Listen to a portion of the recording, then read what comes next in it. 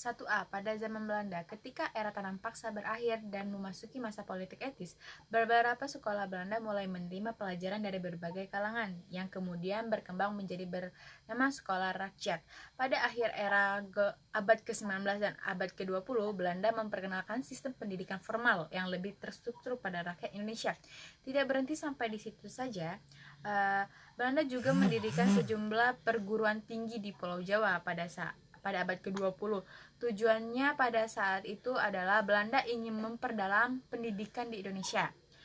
Yang kedua itu pada zaman Jepang. Jepang menyediakan sekolah rakyat atau Kokumin Gakko sebagai pendidikan dasar, sekolah menengah sebagai pendidikan menengah, dan sekolah keguruan bagi guru.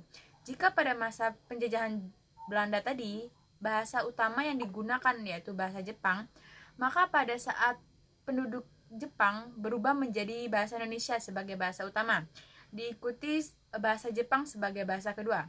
Selain itu, Jepang juga banyak menanamkan ideologi mental kebangsaan dengan memperlakukan tradisi seperti menyanyikan lagu kebangsaan Jepang, senam bersama, menggunakan lagu Jepang atau Taiso, mengibarkan bendera dan penghormatan terhadap kaisar.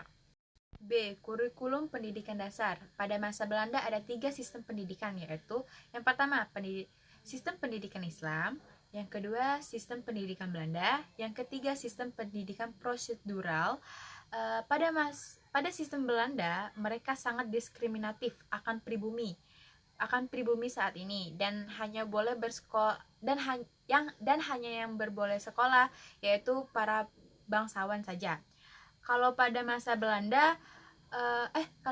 Jepang mula-mula diterapkan pendidikan dasar yaitu 6 tahun, pendidikan menengah 3 tahun, dan pendidikan menengah atas 3 tahun, dan juga pendidikan tinggi.